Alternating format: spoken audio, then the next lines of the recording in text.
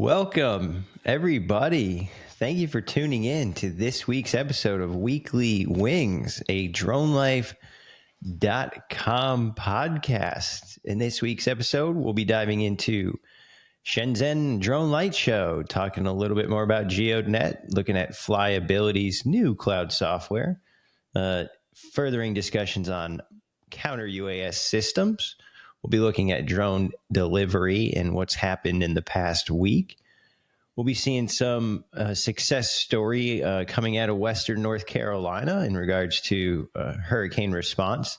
Be looking at a neat case study focusing on the use of drones and advanced technology for bee tracking. We'll end up looking at how Delta Airlines is using UAS technology with the FAA's approval for their airline maintenance inspections. So again, thank you everybody for tuning in to Weekly Wings, a DroneLife.com podcast. As always, Paul Rossi, your host, joined by Samuel Stansberry and Terry Neff.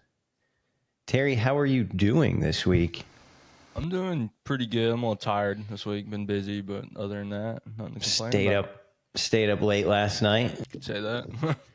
Yeah, the fights, man. You know, definitely thought Pennington might have pulled that one out there. Yeah, I fell asleep during that. So it's hard to come back. That's the toughest thing. If you're going to come back from behind on the scorecard, you almost got to get the knockout because you think going in 2-2, but really she was, she had to get the knockout. I think she just thought she had to have a good round, but the other dude, what a beast, man. That dude's so big. Khalil? Pereira.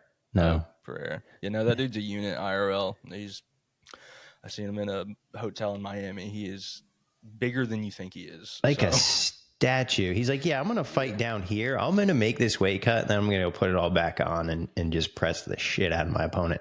Anyway, Samuel, how are you doing this week? I'm good. We did some decorating for Halloween this weekend and got some new running shoes that I'm going to break in soon, so I'm excited to get back into running. That's something I kind of fell out of for a while, but something, I don't know, it just kind of helps my mental mindset, so I'm excited about that. A super busy week. Usually it's not a whole lot. Decorations for Halloween. I'm getting some new running shoes. About Halloween, yeah. Got some pumpkins, put some lights up in the yard. Kept the yard clear just in case, drone delivery ever comes here, but, not holding out too much hope, but still, just keep that in mind. Yeah, and so we'll just jump in. Well, let's just jump into things here with the light show here in Shenzhen Shenzhen City. That's funny. It's good stuff. So last week, I think it was just we talked about the Guinness, or the record, the most 8,000 plus drones controlled by a single computer. And then all of a sudden here, not even a week later, here in China, again, we see a light show with over 10,000 drones. It is Chinese National Day has been celebrated over there in China. And I guess it's not just one day. They're celebrating this for like weeks. Kind of similar to the Chinese New Year. So I don't know if these are all tied together, but go ahead and play this. What Samuel, as the semi-resident expert or our subject matter drone expert, what do you think about this? I honestly think that's pretty astounding. They have that many drones up in the air. I mean, I don't know. I'm just kind of thinking in my head what we're going to be able to do over here to top something like that. Because that is a swarm, just looking at all that. That's insane, to be honest. All the different colors, all the three-dimensional shapes that you're getting. So it looks like you can see it anywhere within this area, not just one designated spot like some of the other drone light shows, which I think is really cool. And it's kind of funny. They made a giant ship and then projected a TV display with the lights onto that. So not only did they make a 3D object, they made a functional display with those objects, which is even crazier in my opinion, just using all the spectrum of color. But yeah, I mean, it seems like they have a nice way to... I wonder what made them kind of show off. I would like to this? know like the thought process, but just like the thought process behind like what animations to use, like what the big like ship that it reminds me of the Avengers movie. I don't like one The of the first helicarrier. Avengers movie. It's weird. I don't know. That's a weird choice. It's not my first idea when it comes to a drone light show. Like these are cool. Yeah, well, it's weird though, the bird and the running person at the same time. Like there must be some connectivity, and then this ship might be, and the drones landing. Like the drones are landing on the ship here, and like you said, they have enough drones, 10,197 in the show, where they can create what we've talked about is a wall, like a TV floating in the sky. All a TV is a lot of pixels. And you can see on that city view, they were actually changing the color, so it looked like there was people. So they're not just showing you and making the drones into the image; they're creating an image, and then they're playing something on it. They're so dense, right? The amount of, like you talk about that ship. I just go back to this, and it's almost That like is there's probably like a one movie. of the most dynamic things I've seen with the drone light shows. I don't believe we've ever really seen a display like this before. In terms of just the displaying Like you have a projection with the drones like that. What is that? It's like a little robot. Yeah, it's like the a little bullet from robot that Mario. comes zooming in right here. Hi, smiley I have face. no idea what that And then is. there's writing. It says something. Right. It looks like a Fall Guys character. Yeah. That's what it looks like. I was thinking Astrobot. Yeah, and then you can see. There's like somebody fighting in the background of the. Yeah, it looks like a boxing match or something. Like they're showing something happening. And you know what's crazy is this almost looks like the DJI, like the DJI headquarters building, the way that it's stacked like that. But insane. It does. It does look like their headquarters. Did you look it up? Yes, that is definitely their headquarters. It's probably paying homage to it. I feel like an image. There's no way that's not their Oh headquarters. yeah, the connection and everything. It's a good point out, Paul. I'm glad you know what this looks like. Kind of an iconic building. That is crazy.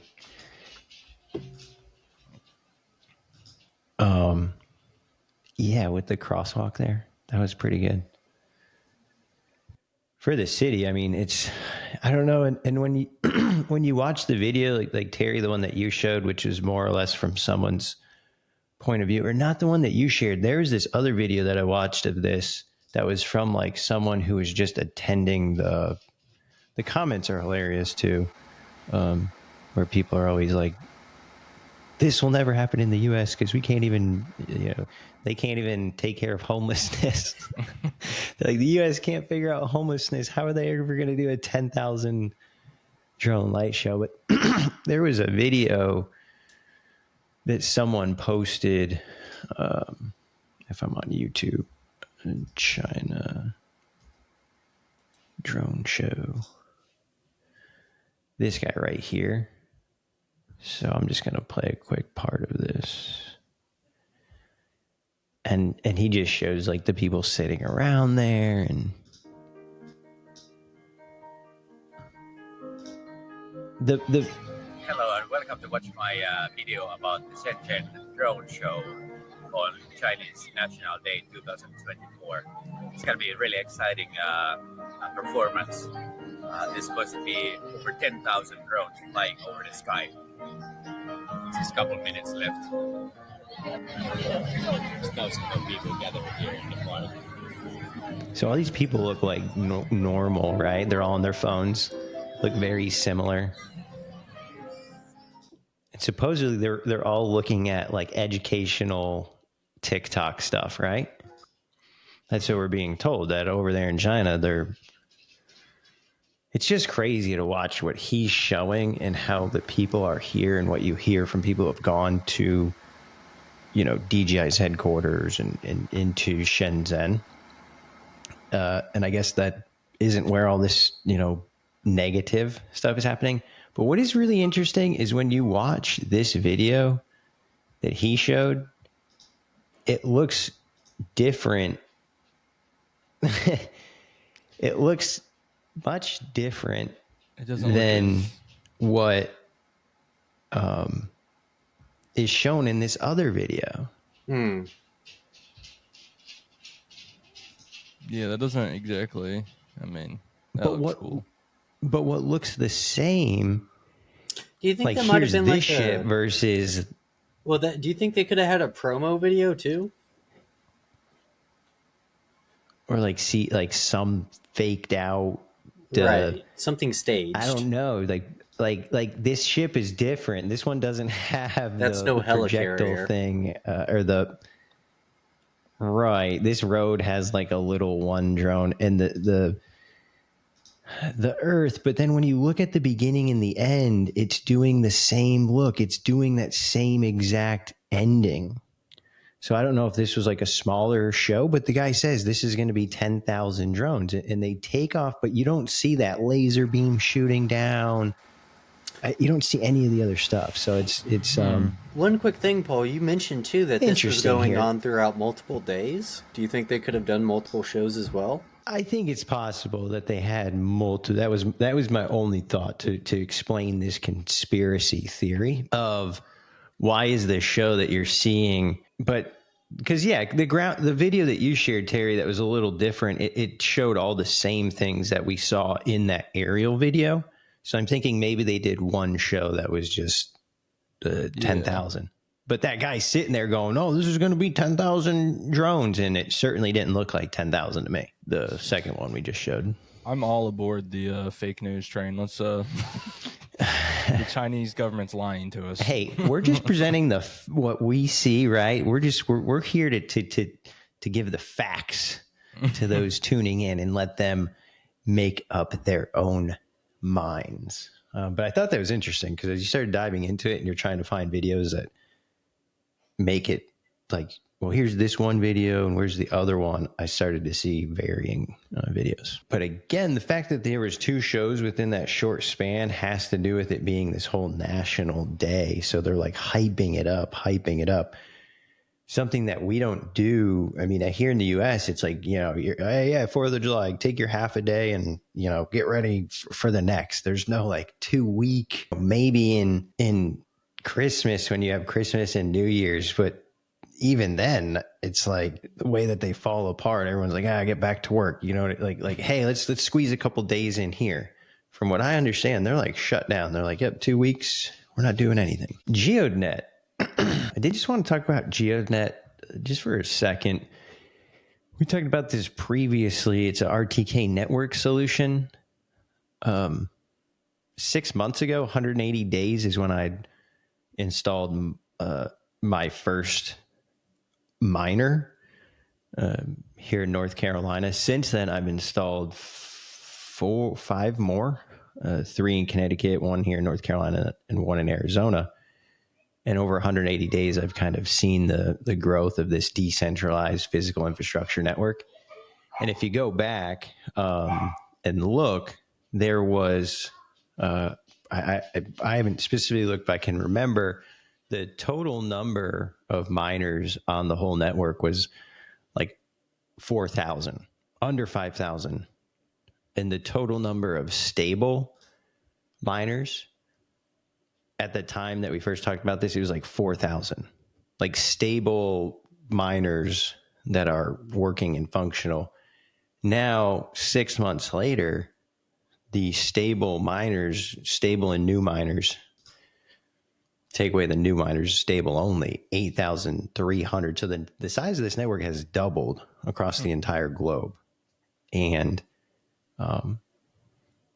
it's just really neat, really exciting. So from a passive income type of opportunity that is associated with cryptocurrency and decentralization, again, for the folks tuning in, if you didn't look at this when we talked about it previously, or if you weren't listening to Weekly Wings back when we did talk about it, I just wanted to re-highlight this because for a physical infrastructure network to double in size in 6 months with the amount of awareness and attention is really, really significant. So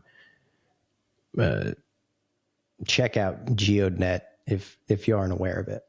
Do you guys have any questions about this? No questions. Or actually, I do have. How much have you made from it so far? If you would like to, have you made your money back at least? Yeah, 3x. So $650 was the initial purchase price for the single antenna that I have installed. I'm getting 100% of the tokens that antenna is mining here at my own house. So in that 180 days time, I have 3x'd that initial 650. What cryptocurrency does it give you? It is, look, we got an antenna out here in Bermuda. It is geodes. Okay. Can you just like sell that, or is it? Yeah, like, you can sell it. will it actually sell? Yeah, so it's trading at 27 cents right now. What's the demand looking like? And so when I first got into this 6 months ago, I think it was like 16 cents. It had just peaked at a 33 cent. And then I was trying to remember why I got into this, because I recently connected. I presented something to a veterans group. And one of the, and we're not financial advisors here, just for full disclosure, right? We're drone pilots. This is just strictly information for use, not from any financial professionals.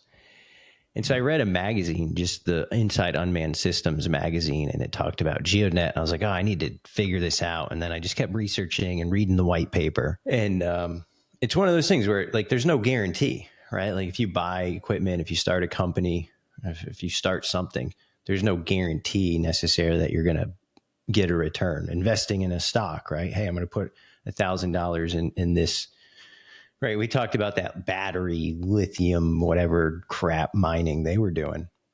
So when you think 650, and I talked about this on our previous podcast, like, think back, by the time you're in your 30s, you can easily think of a list of 10 things you've wasted $650 on.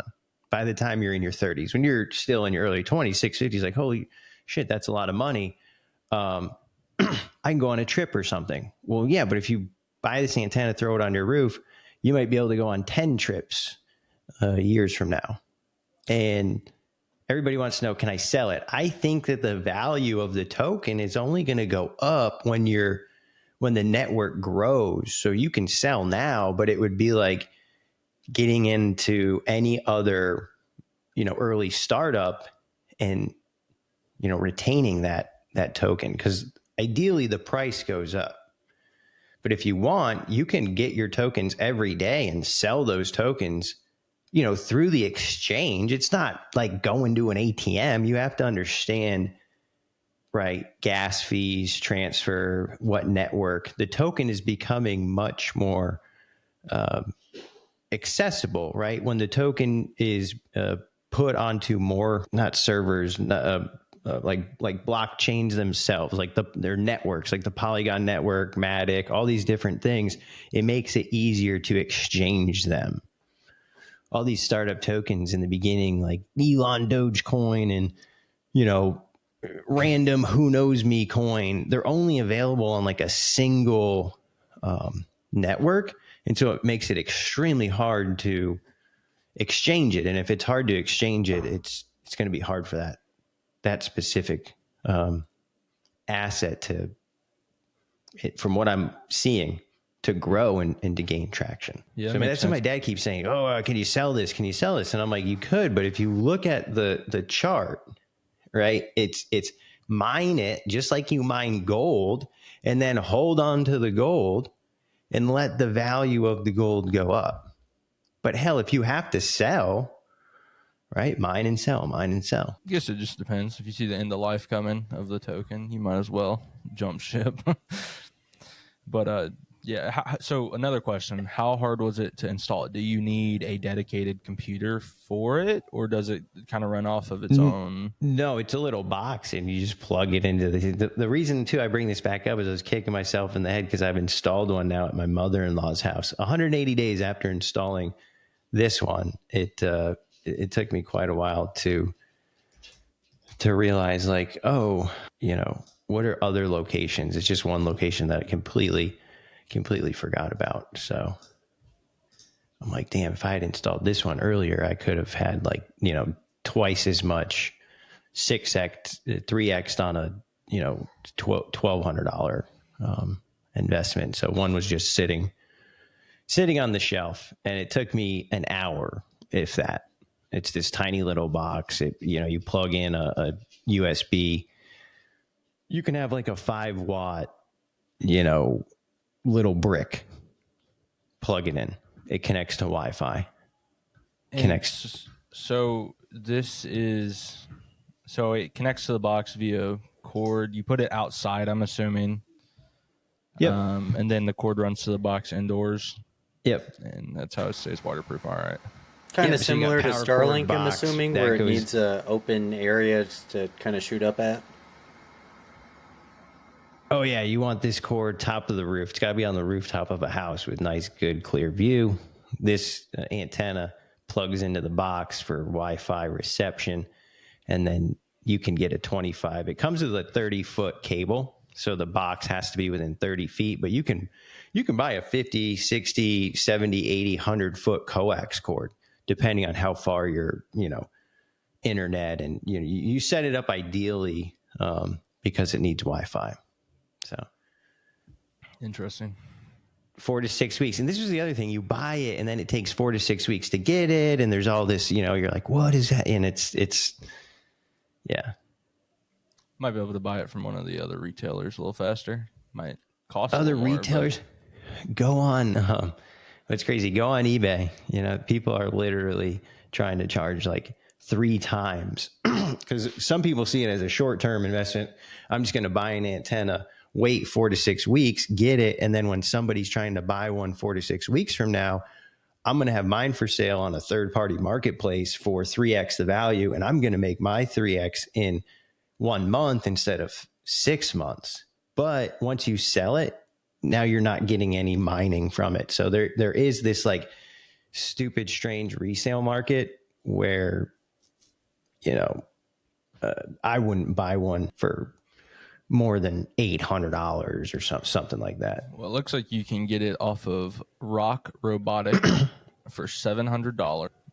I don't know what the RTK access means here, but they have 62 available for $700, and they're even yellow. Right on. Yeah, I think they wrap theirs. I think HiFix is selling it where I don't remember if it even says HiFix on it or what the heck it said, but I think Rock Robotics is wrapping theirs potentially. It's the same exact thing. There's Yeah, no just way it's wrap not. like a sticker. The knobs are different, I think. Yeah, check out GeoNet. So moving on to more of a tech side, looking at technology, what's coming up here. Recent article on DroneLife.com: Flyability unveils new cloud solutions for the Helios 3 at InterGeo 2024. So the Flyability drone. Scroll down here. Oh, we're not going to get any pictures. That's all right. We'll bring up the website.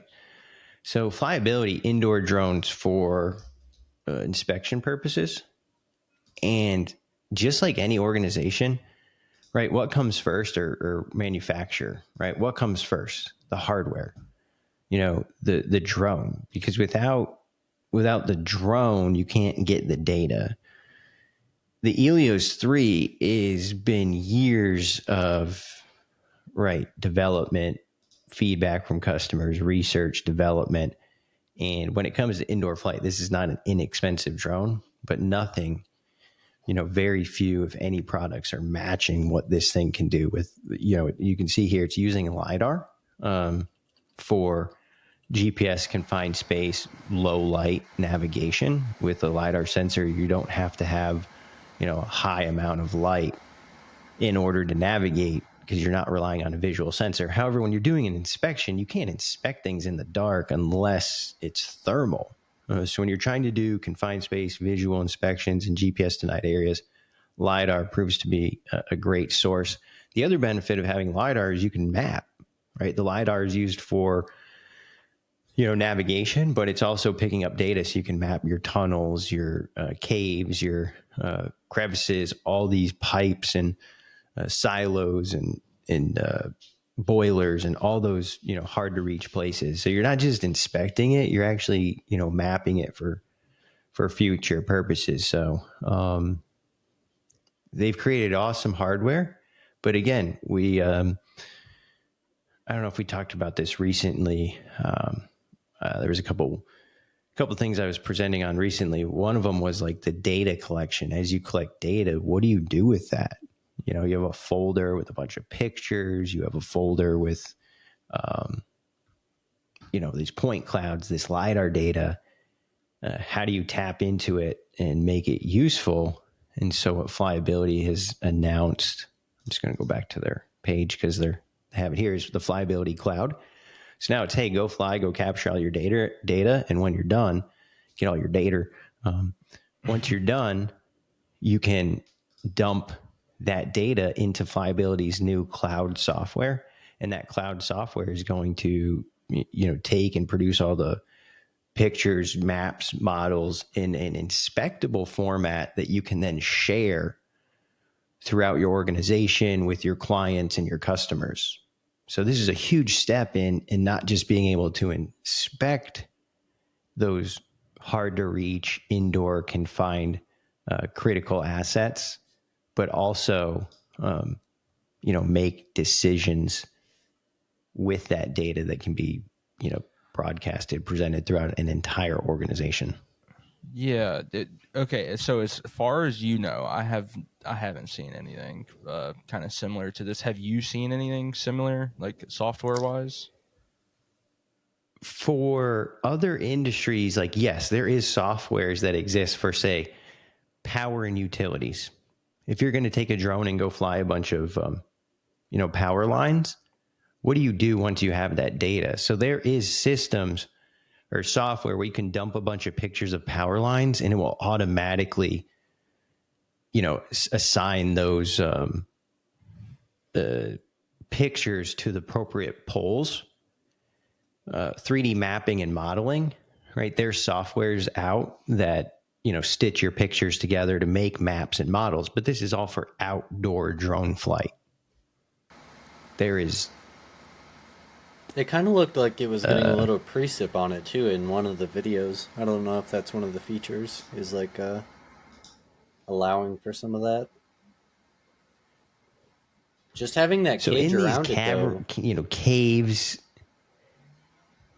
Yeah, caves, caverns. Think of manholes. All these sewer systems. When you're driving down roads, there's these waste sewer pipes, electrical that are underground, and so you can lift a manhole cover, and now you can drop this drone in and send this drone underground in order to go fly and take pictures. But again, what do you do once you have the pictures in the video? So go ahead. It says it's a web-based application. It's like I would like to think of it as like a Google Drive almost, so that you can share with your this is great for businesses. Like since they're starting to make the software, they've already made it. There's no reason not to choose their product over, let's say, their competitors, because their competitors don't have the means to efficiently go through the data, like you were saying. This is actually kind of revolutionary in terms of you have the physical means and you have the to collect the data and process it. It's all one-stop shop. You can go to one company and get your drone and your software. And that is something we're just starting to see in the last 2 years, and especially by these well-built companies. So DJI Terra is a software, so you can go out, like this is a 3D model. Pretty impressive at that. Right, so you can go out and you can map and collect your data, right? Drone flies, collects the data, and now you can put it into DJI Terra and you're processing your software, or you're processing your data into, a solution that you can then share it with your whole organization, do your measurements. It's basically like Google Earth, but for your own data. And what Flyability has created is exactly like you said. It's like Google Drive for your drone collected data. Yeah. And they're doing it in an industry where no one, like indoor confined space, inside tanks. Look at this drone. This drone can do NDI, non-destructive testing. Do you see this syringe right here? This syringe has a fluid in it because it's important when you are putting this sensor right here will go up against a metal structure and it will measure the thickness. It'll basically do like a scan of the metal. But you have to put a little liquid on in order for the kind of like when you're doing I know what you're getting at. The for baby. the kid, yeah. Sonogram, I think sonogram. So you put a little bit of that on there and then it's allowing the measuring the device to do its job. So can you imagine this drone's in a confined space flying and you have a button in order to push a little bit of fluid into the out onto this surface, and then you can put it on the surface and take your measurement? That's crazy. That is insane. It's probably like 40,000. Yeah. Definitely not in the low tens. And who knows how much that software costs? Yeah, my guess is you're at 4,000 to 6,000 base annually, and if you're wanting some enterprise, all the bells and whistles, maybe 12 to 15,000 annually. More than 2 users. Yeah, more than two. Yeah. If you want more than one user, an extra 7,000 per user. But for what it does, right? When you think of the industry and what you're able to charge to the client, the ROI really has to be there, because the other option is, sending people in, scaffolding, all kinds of, It's cost, efficient. time. And they made it even more efficient with their software. Yes. So moving on, we're looking at some counter-UAS tech. Terry, I think you shared this article with us. We're looking at Marines. They're going to be receiving a new system for zapping drone swarms out of the sky. I know some of the articles we've looked at in the past, they weren't very clear on what the solution for counter was. This is very clear: zapping or melting, right? Microwave. Microwaving. So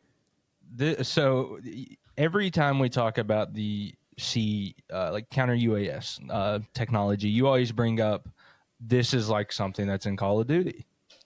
So I would like to point out when I was 10 or so and Black Ops 2 was out, there was a kill streak that you could get that is basically just like a microwave that you just it's just a panel and it's a microwave and it just emits damage, so you could block off doorways and stuff. This is basically what they're using here. It's been around for a while, but now they're using it against drones and just melting them midair. And then if a human gets hit with it, it gets them called Havana fever, but it's just something else. But yeah, no, it doesn't really say much in this article. They use high-powered microwave probably about 400 times in this. But it's just electric, just emitting. It's a sick technology. Leonidas, I think it's pretty cool. They call this system Leonidas, and it's not new technology. It's technology that's been in existence. So, everybody's quick to talk about the new startup and, what could be versus what exists, what is proven, and how do we take that and just integrate that and adapt that into, the developing environment. So it looks like the company is, you know, landed a $66 million contract last year. And what they're seeing is interest and their ability to kind of adapt their existing product line in order to meet new needs. They have the Expeditionary Directed Energy Counter Swarm. So four iterations of the Leonidas system, and the newest is this XDEX system, specific to counter swarms. If you go into the studio chat and click on the link I just sent, that's their website, and it kind of shows a demo video. I'm sure it doesn't work that well, but of how it works. So it tracks them and then it just melts just fries them basically. When you send that much energy towards electronics, it usually doesn't do too good. And I'm sure there'll be a way to counter it somehow, whether that be, I don't know exactly how it works, but maybe like a Faraday bag type situation where they're covering up all the important electrical components to combat this. That's crazy just to see all those drones sick. fall out of the sky from that, though.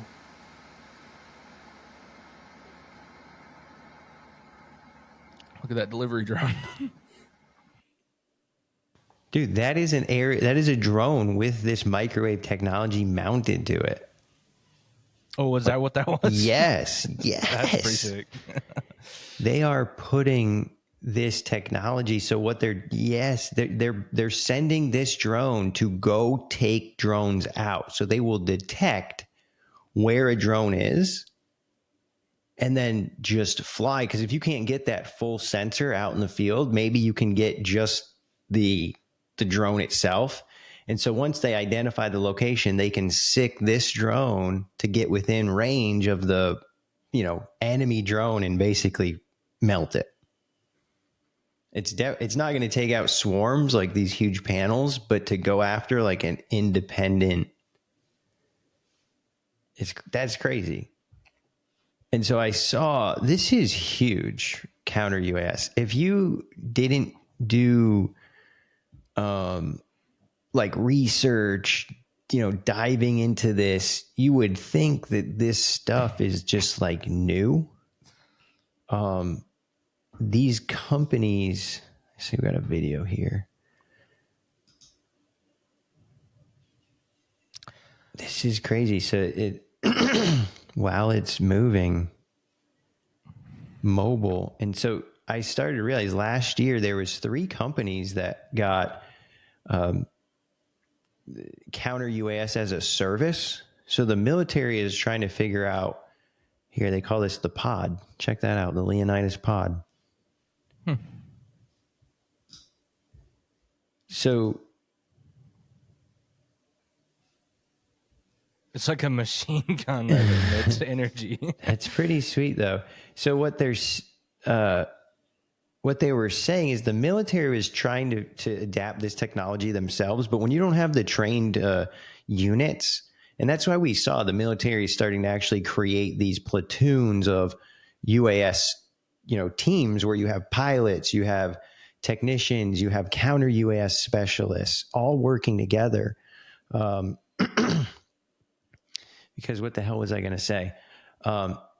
Yeah, and if you don't have I say workforce, if you don't have a military force of folks that know how to use the technology, you can't integrate it. So as this technology matures, the military has actually recommended 3 companies. If you look back in 2023, there was a lot of demos that were done. And after these demos, 3 companies were recommended for the military to actually hire and contract with. So like these defense contractors demonstrated the technology and, you know, CACI, and I wish I had pulled it up here, but it was, I went down a rabbit hole in this article here, the first one that you shared.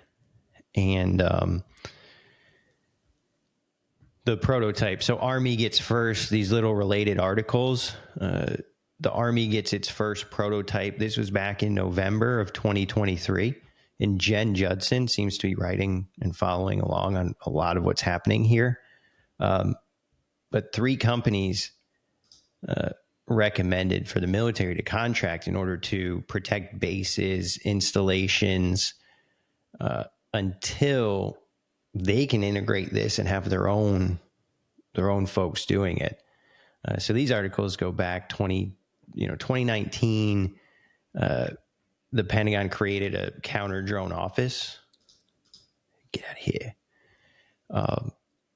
And then demonstrations were conducted through 2021, 2022. I'm sure COVID delayed some of this development, but for folks that are like, oh, we're not, blah, blah, blah, like, I do think there's a huge grasp, an attempt to stay ahead of this. But I also think that with Ukraine, there was just a huge proliferation of the systems. This is the one I was creates innovation. Yeah. So crazy technology. I think the biggest thing is the use of technology in order to identify these, and it's detect. There was a right, not detect and avoid, but there was an acronym. Here it is, right here. Am I sharing this? Yeah. Detect, track, identify, and or defeat. So the counter drone office had released a request for white papers back in August whenever this article came out, for fixed stations or mobile stations to detect, track, identify, and or defeat. So just the ability to detect, track, and identify is huge on the battlefield. And then to actually have the microwave system, the kinetic system, the defeat system is really interesting. But that is that terminology where it's they should spice that up. They should instead of defeat, it should be destroy. That'd be defeat, great wording. Destroy. You can light a redder. You can always light a redder. Light a redder. You can. English is hard. We all have those days. You could always write a letter to your congressman. Yeah, I want this wording to change, please, sir. I know we have bigger things to do, but please. We have to make this happen yesterday. Shifting gears here, we're going to look at a couple of these next articles as we get closer to wrapping things up. Focusing on drone delivery, Serve Robotics and Wing join forces for robot drone delivery cooperation. We're getting this out of DroneLife.com earlier this week in the beginning of October. This partnership aims to extend delivery radius and increase efficiency. So what is happening? Serve Robotics is a ground-based robotics. Ooh, do you guys see something right here? Does that look similar to anything that was on the flyability drone? I'm going to be honest with you. I'm drawing a blank. That is a LiDAR sensor. LiDAR. Okay. So this thing is creating a real-time map, not just looking with video with optical imagery. This is creating a 3D real-time mapping its environment as it goes down the street. And so it approaches this pole, and it's using this LiDAR to ensure that it is at the exactly appropriate location. I think that thing at the bottom left hand on it is a camera as well, yeah? If you go back up to the main picture, it looks like that black dot. I can't tell for sure, though. Unless that's just aesthetics. It could be. This is a robot that delivers food via the ground. So I'm sure everybody's seen the drunk college kids bullying these at nighttime. Somebody orders food. It's driving down. Somebody will just stand in its way for 15 minutes and just, please move. Dude, look at this system. So then it's like ET. It raises its arms real high. It looks like they took some shelves or drawers. It looks like they took the went to IKEA. hardware off the drawers and just mounted it vertical. It think that's lifts a it Wall-E up and it situation. actually puts it on. It looks just like a Wall-E. There we go. Yeah. And so this Serve Robotics ground-based robot, just like a Roomba, it knows where it needs to get to. It uses technology to get there. It will mount the package onto this post, and somehow this the drone will then autonomously load itself. This would be a good time to have What a do you video. think about that, Samuel? I think that's pretty wild, to be honest, just to have it. I don't know. So I'm assuming someone at the restaurant loads it inside this drone. Then the drone takes it to the other drone, and that drone delivers it to a person, which is just like, wow. Talk about automation. Yeah, so here we got this little video playing here. You can see it zooming through a city, and it's got some eyes, cameras in the front. Please take your item. It's got some cameras here.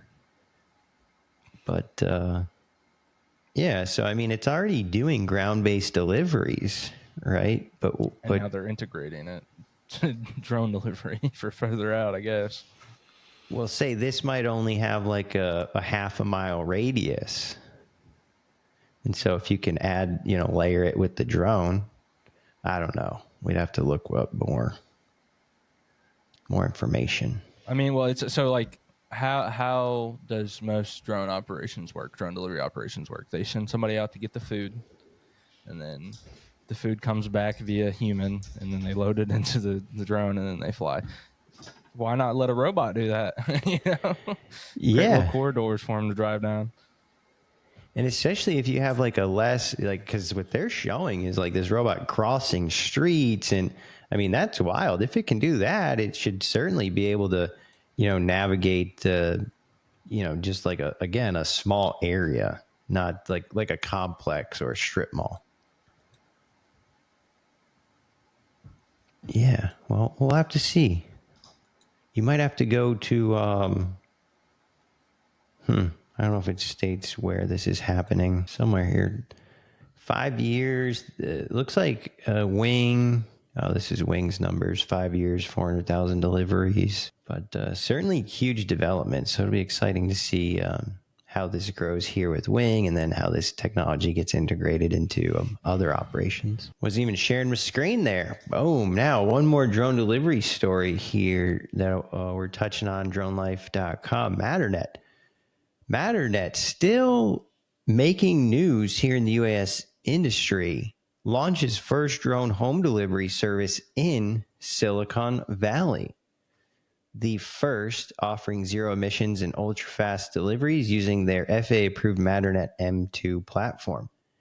Samuel, would you like to, how about a video? There we go. I do love a video. Oh.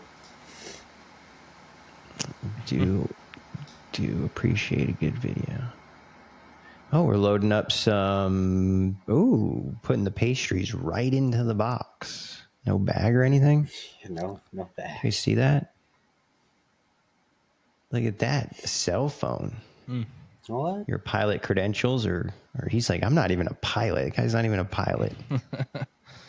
Oh, there's the pilot. It's kind of funny how the drone carrier opened up. It was like a flower kind of bloomed open. I've never seen that before. Ooh, that's a huge box. Ooh, you got your goods there. All right. Huge. So we got an app, I see. So we're in Silicon Valley. You can get your charger. You can get your NyQuil, your ibuprofen, little sushi. Lots of medicine out there. But yeah, this little kind of like Bluetooth security there. You got the flower bloom that you mentioned. So waterproof, self-loading. Pretty neat technology. So opposed to having a distribution center, this is more or less like a stationary object that you put outside of these companies to let them load packages. Kind of like a drop-off and then center, the drones I'm fly. assuming. Yeah, well, yeah, it's just like so like your McDonald's gets a drone, or they could have like 10 if they scale it up. Like it's a different approach to drone delivery. Yeah, and so this is like for people to see, it's basically like a 6 foot tall cylinder, and then on top of that is like a pad for landing with It's a like Demogorgon. 4 pedals, and it kind of, closes in on itself. So a drone could land and then receive an item and then take off for a delivery. So it's kind of like a receptacle that it looks like could be used for housing the drone and charging the drone, but definitely for autonomous package loading. And you can have 2, 3, 4, maybe 6 of these, all ready to go. I would say they would need to make their form factor a little smaller than what it is if they want to. And I think what you could do is you could deliver to one of these. So then if you had to have like controlled access on the delivery side, instead of just lowering it to someone's yard, you could actually deliver it to one of these receptacles where someone could then, scan in to receive the package. That's pretty cool too. Yeah, like hub I'm to sure hub. if you can take off with the package, I'm sure you can land with it. So yeah, drone delivery, I think for the next few years, and we're just going to see continuous development, announcements in that space with operators, manufacturers, software, regulatory approvals, maybe Part 108. So it's going to be really, really interesting to watch this segment, this market segment of the UAS industry just grow and just continue to grow. Shifting gears, we're here in North Carolina, Surrey County farmers using drone to deliver supplies to Western North Carolina. So as folks have seen, and we touched on, it's, the storm that came through, extremely horrific damage, the amount of water that created significant damage across the western part of the state, making it very hard to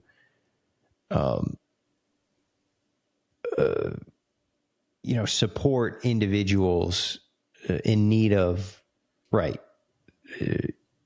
supplies, your basic water, food, but then also to give people that critical life-saving care that was needed and to be able to do any kind of search and rescue efforts. So what happened here in North Carolina, let's see. I thought we had a video here, but maybe not. No, we did. Here it is. Nice long one. States Madison Forsey spoke to a surfer who's able to get places are facing right now. Roads closed. Is Highway 70 in more remote areas? Find those missing people, to get people that are in these more remote areas of Western North Carolina the supplies that they need. It's devastating. Hope can come from anywhere, and sometimes it comes from a black trash bag 30 feet up. As soon as the flood hit, or hurricane hit, everybody was asking for helicopters. Need helicopters. Need helicopters. And where a helicopter can't go, Preston Cave, a Surrey County native, along with 4 or 5 other drone operators, will be there. We've cut down shopping carts to be able to hook to our T40 on a 40-foot rope to be able to put supplies in a shopping cart and fly them like short distance over a river, over a busted bridge. Many of these drones are meant for spraying crops and other agricultural purposes, but now they're dropping supplies and surveying hard to reach places. This is a drone we've been usually flying at night, trying to look for people trapped, people on roofs, just looking for people in debris, anything that we can do with it. We've also been doing work with the DOT too, looking at roads, seeing what's washed out. Can you get through there? Can you not? They've helped out in McDowell County and spent the day around Asheville near Fairview, ready and willing for the call. Some team members are from Wisconsin and Alabama, but united by their love for the potential these ag drones have. I'd want someone to come check on us, and I know that there's not a lot of this equipment out there, and it's, hey, let's go use it while we can. Spreading hope from up above any way they can. If my girls was hungry, I'd want them fed. At the end of the day, a little bit of humanity, try to help people out. The drone team says that they are ready to stay here for. What drone is that? The massive one. So they talked about the T40. This one, it looks like they got their hands on fly carts. But it's kind of hard to tell because I see this winch system. Like that winch system is the same design where once the weight is, it will automatically release that hook. But he did say T40, referencing the DJI Agris T40, which is a spray drone, a crop spraying drone. What you can do is they're designed to carry gallons of liquid or fertilizer. So if you pull the tank out that carries the liquid, what a lot of folks are doing is they're just, like he mentioned, they'll just tie a rope. Drone operators. They'll just tie a rope off to the drone and then use like this shopping cart. So the drone has a useful payload of say 40 or 50 pounds. So as long as you take the tanks out and you're not carrying the spray or the fertilizer or the pesticide, now you can just, basically carry some other amount of weight. Huh. But looking at these drones, like that looks a lot like the fly cart that just came out. And so people were sending a lot of this out there, but it got to the point where this is so significant. I've seen these crazy videos of helicopter pilots and they're small. There was this social media influencer, like a YouTuber that just makes like car videos. And he had just bought this small helicopter. And the way he bought the helicopters, he had raised so much money. He made so much money on YouTube that he was able to buy a helicopter so he could do more shit on his YouTube, right? He was going to make better videos, aerial capture. On his way home from Florida, the hurricane hits North Carolina. He immediately packs it up with his wife, flies to North Carolina. The dude was flying his helicopter in North Carolina a week after he got it for influencing YouTube, and was raising money and getting millions of views because he was flying this thing for relief efforts, bringing water to people. It's crazy. They've been painting X's on roadways across Western North Carolina. There are small helicopters landing all over people's yards, in the middle of roads, dropping off water bottles because there's no way to drive there. So it gets to the point where, like, if you have a ton of helicopters responding, these drones are great, but at what point do the drones actually start to get in the way of these helicopters?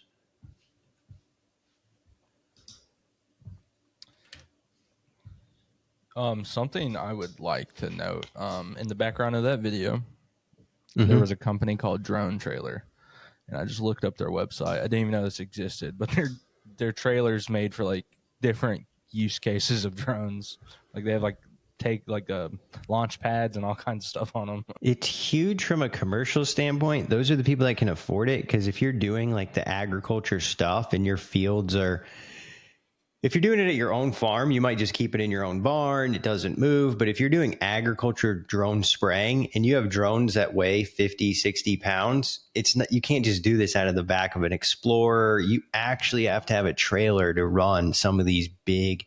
We've talked a lot about beyond visual line of sight, these fixed wing aircraft. So companies are selling you a trailer that is designed for beyond visual line of sight. It has like an office, computer, desk, generator. It's got a mast on the top of it for using for like communication purposes, screens on the outside. Like some of these public safety trailers, they have those like flip up, you can roll the outside door up or window panel. And then there's like TVs underneath it with arms. And yeah, there are some crazy trailers for drone ops. What we're looking at now, we just got two more things. We're getting close to our hour long or the hour time here. So just two more things to touch on, quick items of interest for people to be mindful of. Article here that came out, saying 15 hours ago. So this is some brand new, fresh news, hot off the press here. Bees tracked with tiny radar chips and drones. Absolutely incredible. Here is a chip, a radar chip being placed onto a bee. Almost doesn't even And seem so possible. anyone who's on So audio only, I was going to say that's crazy to see something on that scale. But yeah. yeah, anyone on audio only, they have this like weird. It's like a little honeycomb or not honeycomb, just like a tennis racket waffle looking thing that they're using to kind of hold a bee down, and then a little pin. They're taking a very tiny. I don't even want to. Yeah, for anybody who's ever experimented, it looks like a tiny little tab. It's just this little square, a little white looking square that they're putting onto this bee, and they're using that. It says it's like a rucksack. It's like attaching a little rucksack to a bee, and it's a tiny radar chip that is used to track the bee's movements. This just reminds me of the people that would catch flies, put them in their freezer, freeze them for a minute so they just fall asleep, and then they tie a little rope around them so they can just a little piece of string. Have you ever seen that? Am I going crazy right now? That's a new one for me. No? Okay. I'm on a different side of the internet, I think. They've invented the smallest harmonic radar tag ever. So LED lights around their camera reflect off the tag on the bee and backwards to the camera. So it's a combination of ground sensor, drone attached sensor, and then actual device that is mounted on the bee. So they're having to catch these bees and kind of tag them, similar to, right, like sharks or other. But once they tag them, they can actually see those tags with their very sensitive receiver. That is crazy. The little box with all the bee tags. Yeah, new bee tags. Little rucksacks. Dude, that has to mess with the bees so much. I mean, just think about somebody like just forcefully putting something on your back. You have to fly around with that. Messes with their center of gravity. and so yeah, like they're like, why is that? Why are they all kind of like? It's like, why'd you flying left? It's kind of straight. Like, what does this do to their lifespan? We've noticed that the bees that carry the rucksacks traditionally, so they're tracking movement and they're looking at pollination habits and different things that might put this population of bees at risk. And so this is absolutely interesting. And one thing I want to point out, if you go back and you looked at the previous topic that we just covered, right? DJI drones being used, the remote in this person's hand right now for this research, DJI drone being used.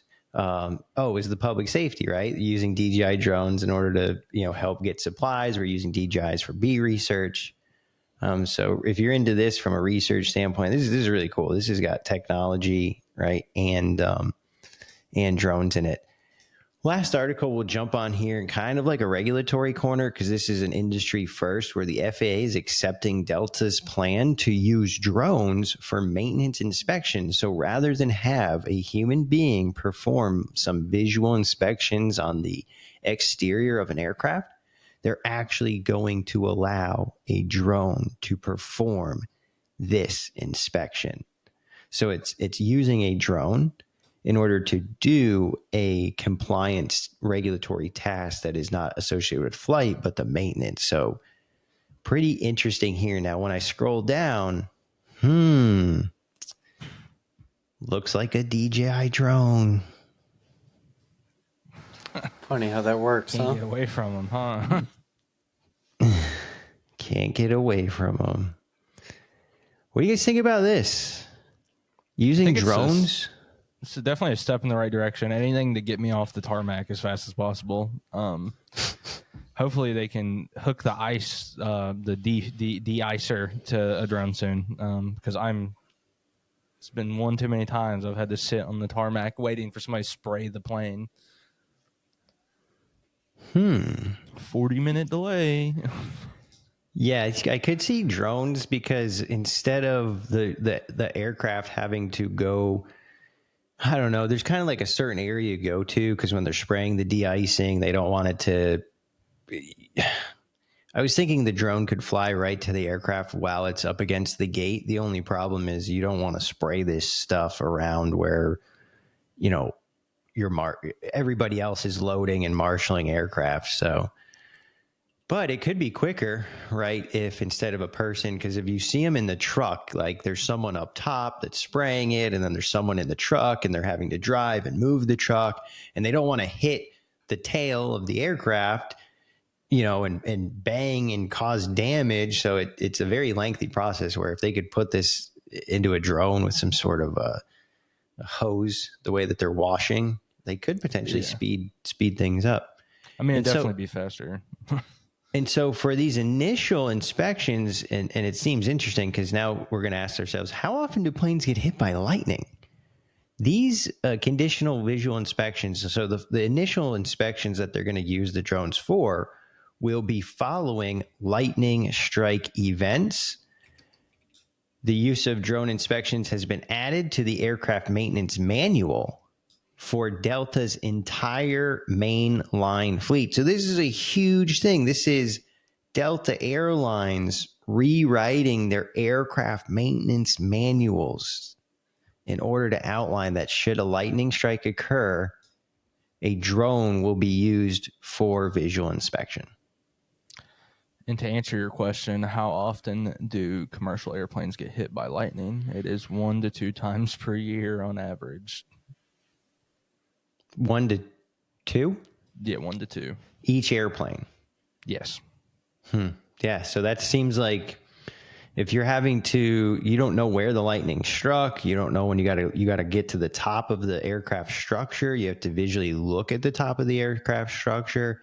Man, you can just pop a drone right up. So once the images of the airframe are captured, trained tech ops technicians and inspectors will evaluate those photos to determine airworthiness prior to returning an aircraft to service, like they have historically. And then, so they even touched on what I was just saying here, right? The introduction of this drone technology removes the risks associated with technicians and inspectors working from heights. Along with reducing the risk of injuries, the technology will help technicians and inspectors make decisions on aircraft conditions up to 82% faster. That is awesome. That is awesome. That is insane. Do you see what's mounted on here? It is hard to see, and I would bet $10,000 that is a LiDAR puck. You can mount dual gimbals to this aircraft right here, the 300 or the 350. So again, why is this important? To do this inspection, you're getting close to this aircraft. You want to be able to get as close to this aircraft as you can without hitting it. So having LiDAR and using the LiDAR, not to measure, not to create models, right? But that puck, that LiDAR puck, is used to make sure that this drone does not hit that structure. Well, I would say they would use it to make models. So they fly around the drone, have a set path they would fly around the drone, and then they can go into a software. Instead of looking at a bunch of photos or video, you just kind of zoom around, look at the most common areas. Yeah, I potentially, but what I'm saying is they're not using it to like make a model in real time that they're then going to, because from a lightning strike, a LiDAR point cloud won't show you anything. If lightning hit the aircraft and caused damage, you're just going to see it in visual pictures. So in this operation, that LiDAR is being used. It could be used for other things, but the last thing you want to happen is if this hits that aircraft, you've created more problems than you're solving. And so enhanced situational awareness, that is going to keep this drone. That LiDAR puck is going to guarantee that this drone won't strike the aircraft. Even in low light, no light conditions, because your visual sensor isn't going to be able to see things in the dark. that LiDAR is going to be able to maintain an exact perfect distance away from the aircraft. If you tell it to stay 10 feet away, it'll stay 10 feet away. If you say 15 feet, it will stay 15 feet away. Without even having a model, because it doesn't matter what it's near, it just knows not to get this close to whatever the object might be. So that's crazy, 82% faster. And people don't have to get up in heights. So Yeah, they don't have to spend 40 minutes driving the slowest piece of machinery ever across the airport. it'd be neat to see how that technology develops in order to speed up other aspects of aviation maintenance. It's really cool using drones to inspect aircraft. It just seems really, really neat. Pretty soon you'll have drones inspecting other drones. And then the drone is at the airport. This is the other fun part, right? Is where you traditionally don't expect drones to be, because where are these planes at? They're all at the airport. The good news is again, that drone doesn't need to go 400 feet in the air in order to inspect that plane. That drone only has to go 10, 15 feet above the aircraft itself. So that'll be pretty cool. They'll have the drone inspection area. So it's like you have to have the airplane parked over here in order to do that inspection. Well, great information. The Shenzhen Light Show, real, fake. We'll let you guys decide. 10,000, 1,000, right? One time, 10 times. Either way, really exciting to see that development. GeoNet, RTK. When we think about drone light shows, right? RTK, the precision of those light show drones is probably pretty important. The more drones you put in the air, right, the less tolerance, the more drones you're going to have in a certain area. So drones can't be off by 3, 5, or 10 feet. Otherwise, they may be hitting other drones. So it'll be interesting to hear and learn more about how RTK positioning is in fact enhancing drone light shows. Cloud-based software from Flyability, really neat, as Terry mentioned, the ability to, like a Google Drive, to now share that within an organization very easily is exactly what Flyability is trying to produce. So you can come to them, get the hardware and the software in order to fly your missions and extract the information from the data. Counter-UAS systems, microwave, melting drones out of the sky. Really, really neat, really interesting find there, Terry. As the contemporary operating environment evolves, folks are always going to find ways to take proven existing technology and just adapt it in order to do, more things. So really neat to see that happening. Detect, identify, track, and destroy, right? Defeat. Google Wing and Serve Robotics bringing a next step in automated deliveries and in efficiency, and Matternet launching some drone operations in Silicon Valley. So more areas of the United States starting to see these operations popping up. Really exciting. Neat to see DJI drones being used and leveraged in Western North Carolina to, help victims recovering from this devastating disaster. Bee tracking, super cool. The use of small rucksack technology, radar rucksacks for bees that can then be easily located using special sensitive receivers that are mounted onto drones in order to, watch and track movement and see how pollination patterns are going. That's really cool. And then finally, in the regulatory corner, we see that the FAA has accepted Delta's UAS inspections, and reading into how they've integrated that the drone as a tool, just like they would with any other piece of equipment for inspections.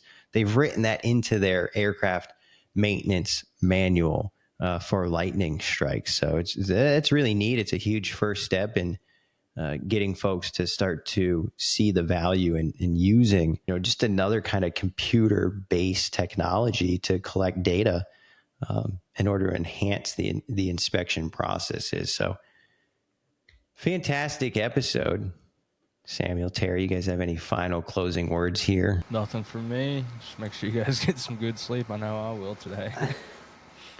Kind of curious to Sleep, see that's more a of the great drone one, industry sleep. expand, not only within the aviation community, specifically with the airplanes and stuff, but more so kind of where drone delivery is going, because I wasn't really expecting it to head back to Silicon Valley.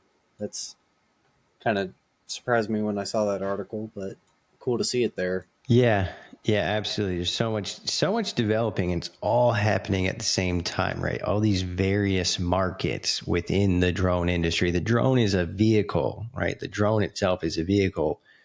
As I've always told people, the coolest part of being involved in drones is to get to see where it takes you. And sometimes you're here, you're talking about drone light shows, you're talking about healthcare, you're talking about sports and cinema. Again, as a vehicle, it's just really cool. And you think of the Dr. Seuss, the places you'll go. It's like, the places that drones will end up and the use cases. And I will just echo Terry's sentiment about getting some sleep here. I get about maybe 4 or 5 hours of sleep, and I can tell it is absolutely kicking my ass. And one of the biggest things I've been hearing recently is the importance of sleep, right? The real importance of sleep. It gives us our energy. It drives our appetite. It's hard. Go get the sleep, because even if you're functional and you're effective on, lack and little sleep, you probably could be doing even more if you just take the time to shut the computer, turn off the screens and get some rest. But again, thank you for everybody for tuning into this week's episode. If you have questions, if there's something you want to share with us, again, we're going to start bringing some guests on now that we have our feet underneath us here. But you can always email Paul Rossi, ROSSI at 910drones.com. We appreciate you tuning in, and we will see you next week for another episode of Weekly Wings. Fly safe, everybody.